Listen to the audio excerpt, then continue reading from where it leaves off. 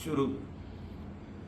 अस्सलाम वालेकुम, मैं हूं सलमान कुरैशी और आप देख रहे हैं मेरा डिजिटल चैनल। नाजरीन, रात गए लाहौर के इलाका वेलेंशिया टाउन में एक इंतहाई अफसोसनाक इत्तला मौसूल होती है जिसमें 3 बच्चे बेदर्दी के साथ कत्ल कर दिए जाते हैं और उनकी मां भी जो है वो कत्ल हो जाती है। इस वाक़े के बाद पुलिस की भारी नफरी मौका पर पहुंचती है, तफ्तीश करती है, तहकीकात की जाती हैं और तहवील में ले लिया जाता है इस घर के सरबराह को।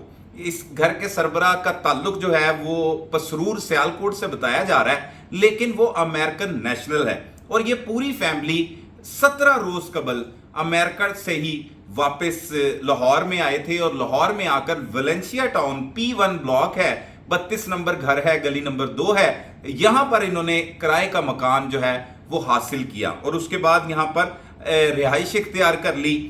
3 बच्चों में जो 16 साल का एक बच्चा है रेहान, जिस जो है वो भी अमेरिकन नेशनल था। इसके अलावा आरशिया एक बच्ची है जिसकी उम्र 12 साल के करीब बताई जा रही है और एक 8 साल का बेटा जो है वो अरसलान उसका नाम है। ये बच्चों के हवाले से जो इंकशाफ होता है, नासिर डोगर जो इस घर का सरबराह है उसके घर के बिल्कुल साथ वाला घर है नासिर चट्ठा का, उसकी मुलाजमा घर में कपड़े धो रही होती है तो उससे चीखों पुकार की आवाजें आती हैं। वो देखती है तो वो बच्चे जो है वो जो एक साइड एरिया बना होता है घर का, वहां पर वो चीखते चिल्ला रहे हैं और साथ तड़प रहे हैं। तो वो जाके अपने मालिक को बताती है। नासिर चट्ठा जो है वो उतर के घर में से निकल के उस घर की बेल देते हैं, जिसके बाद नासिर डोगर नामी शख्स बाहर आता है और वो आकर उनसे कहता है कि आपके जो बच्चे हैं वो शदीद तकलीफ में है, पीछे चीखों की आवाजें आ रही हैं, हमारी जो मुलाजमा है उसने बताया। तो वो कहता है हमारे बच्चे तो घर में ही नहीं है, वो तो मूवी देखने के लिए गए हुए हैं। इसी दौरान खातून जो है वो पीछे से आती है, वो शोर करती हुई आ रही है और वो कह रही है ये मेरे बच्चे खा गया, ये मेरे बच्चे खा गया।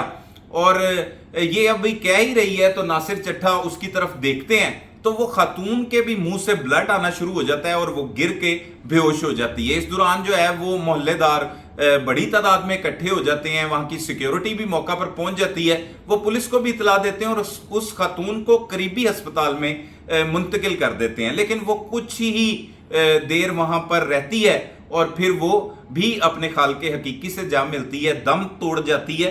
तो अब तक जो तफ्तीश में बात सामने आई है, मेडिकल रिपोर्ट्स के मुताबिक, डॉक्टर्स के मुताबिक, इन चारों जिसमें 3 बच्चे हैं और एक मां है, इनकी मौत जहरीली चीज खाने की वजह से हुई है, इनको जहर दिया गया है। अब शुबा यही किया जा रहा है कि हो सकता है कि वालिद ने ही अपने बच्चों को जो है वो जहर दिया हो और फिर बीवी को भी दे दिया हो, क्योंकि बीवी का एक बयान भी है और हमारी बात भी हुई है। जो उनके नेबर हैं, हमसाए हैं, नासिर चट्ठा जो नासिर डोगर के साथ वाला घर है जिनकी मुलाजमा ने उन्हें बताया था, उन्होंने भी यही बताया है। अब तक यही पता लग रहा है और इस फैमिली का जो नासिर डोगर का ताल्लुक पीछे से तो पसरूर सियालकोट से है, लेकिन वो अमेरिका में काफी अरसा से शिफ्ट था और अमेरिका से वापस आके इसने लाहौर वेलेंशिया टाउन में रिहाइश इख्तियार की।